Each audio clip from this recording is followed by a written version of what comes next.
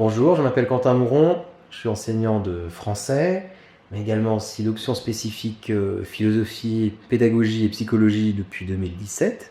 Et puis il m'arrive aussi de donner les cours de culture générale.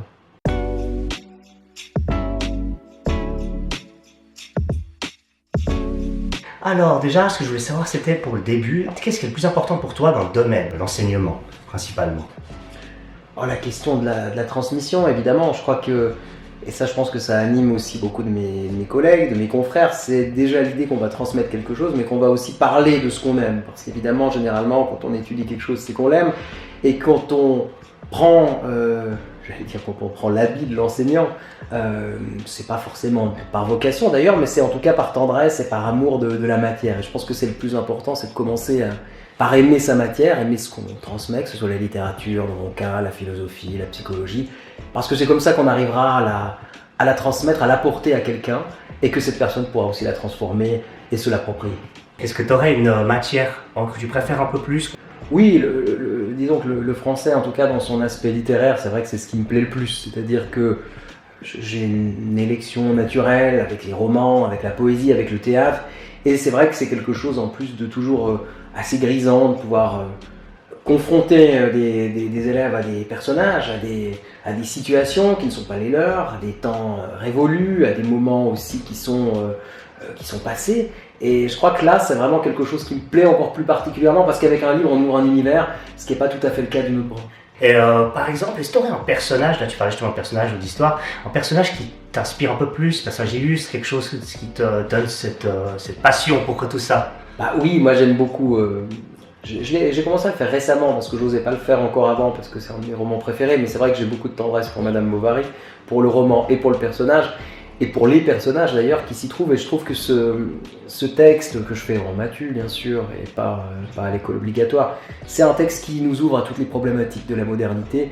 D'abord parce que Faubert est d'une férocité exceptionnelle avec les personnages secondaires. On peut penser au pharmacien Homais, on peut penser à l'abbé Bournicien, on peut penser à toute cette galerie-là qui est haletante, mais il y a aussi surtout ce très beau personnage d'Emma Bovary qui désire quelque chose qu'elle ne pourra jamais obtenir et qu'elle sait sans doute qu'elle ne pourra jamais obtenir, et son insatisfaction face au monde, je crois que c'est quelque chose qui touche aussi beaucoup les étudiants parce qu'il y a une tendance, peut-être à l'adolescence ou quand on est jeune adulte, à ressentir à la fois, être évidemment gonflé d'espoir parfois, mais aussi, on le sait, particulièrement depuis ces dernières années, aussi une tendance peut-être à l'abandon, pas au désespoir, mais au spleen en tout cas, et qui est en fait assez fréquent chez des gens de cet âge-là. C'est en tout cas mon cas quand j'avais une vingtaine d'années, enfin 18 ans, 19 ans.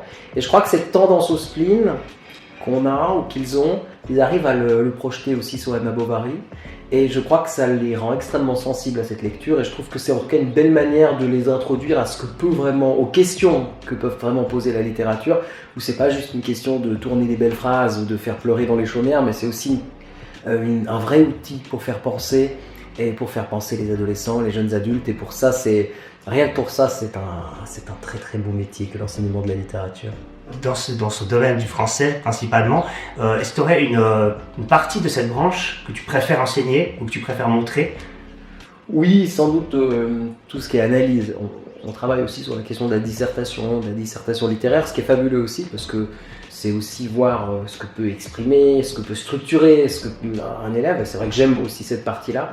C'est vrai que dans l'analyse, il y a encore quelque chose de plus fort parce qu'analyser un texte, c'est se l'approprier, c'est le faire sien, c'est le mettre en jeu et en résonance avec son expérience. C'est pas seulement un acte technique, c'est aussi un acte existentiel. C'est un engagement en quelque sorte de la part des étudiants et des étudiantes, et certains s'y prêtent et ils réussissent très bien parce qu'ils arrivent vraiment à intégrer leur lecture à la trame, au tissu de leur vie en quelque sorte, et d'autres s'y refusent et un peu plus longtemps. Et il y a toujours aussi ce moment très grisant parce que ça se débloque souvent en quelques semaines, et tout à coup on voit que quelqu'un qui n'avait jamais réussi à faire une analyse parvient à faire quelque chose d'extraordinaire, en tout cas de très bon.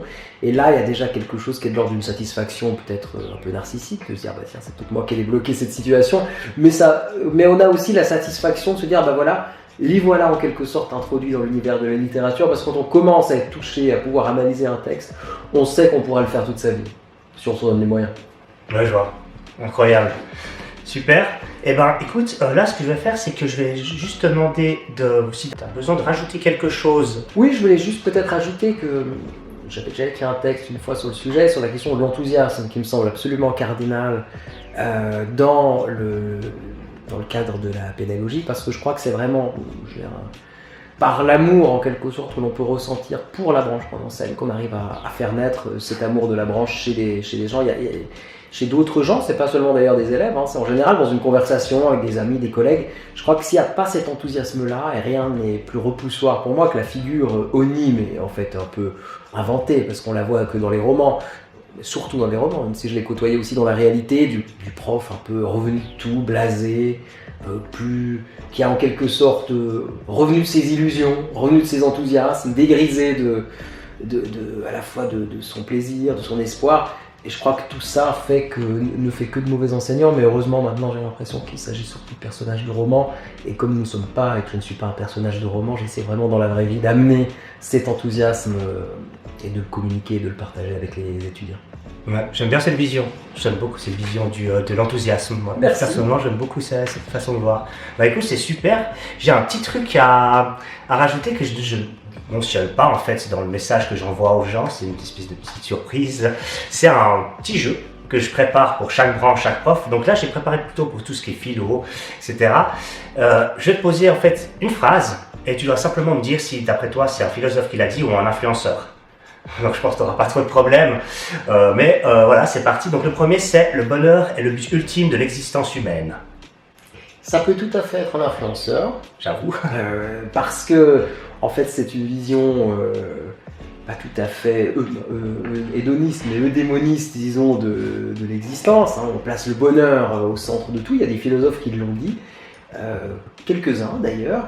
Mais en tout cas, on pourrait dire que c'est la partie la plus de la philosophie qui a le plus été reprise à la fois dans le développement personnel, mais aussi dans ce qu'on appelle le discours de l'influence, qui est souvent proche du développement personnel par les influenceurs. Alors bon, je préfère que les influenceurs disent ça que acheter mon dentifrice ou ma crème pour maigrir, mais il n'y a pas de honte aussi, et je pense que c'est un excellent exemple parce que ça montre aussi que la philosophie, c'est pas seulement quelque chose qui est là dans un ciel inaccessible, c'est quelque chose qu'on intègre aussi à la trame de sa vie.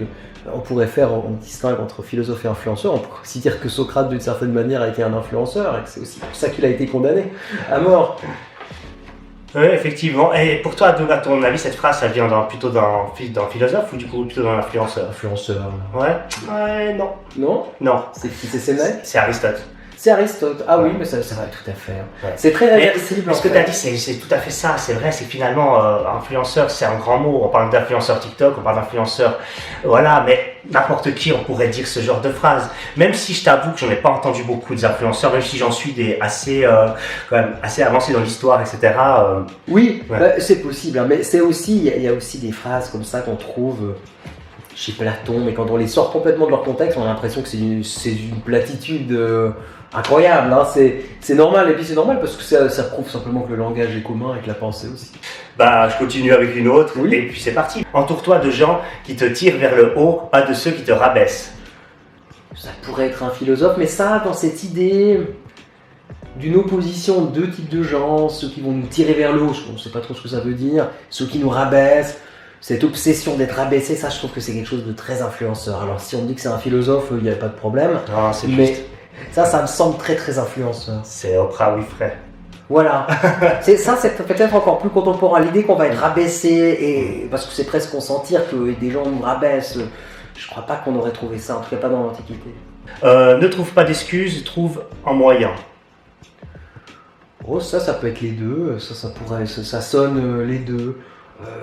Alors dans l'idée de ne pas se trouver d'excuses, c'est un peu facile, donc on pourrait imaginer un influenceur fitness, mais en même temps, d'un autre côté, on pourrait aussi le prendre d'un point de vue existentialiste, hein. On aurait pu dire que c'est sûr, on pourrait imaginer, alors je pense pas que Sartre l'a dit comme ça, mais on aurait pu imaginer quelque chose d'un peu existentialiste. Non mais t'as raison, on est sur du influenceur, plutôt justement tout ce qui est un petit peu fitness et ce genre de trucs. Oui, voilà, repos en main, et toi et la vitesse de rat. En fait, tout ça, ça retrouve aussi pas mal la sagesse populaire, la sagesse des nations, comme disait Sartre.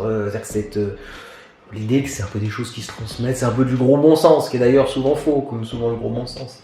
Je vois. Bon, bah écoute, pour moi c'est terminé, j'ai pas tout ce qu'il faut. Super, c'était un plaisir. C'était super, bravo. Excellent, merci, bonne journée.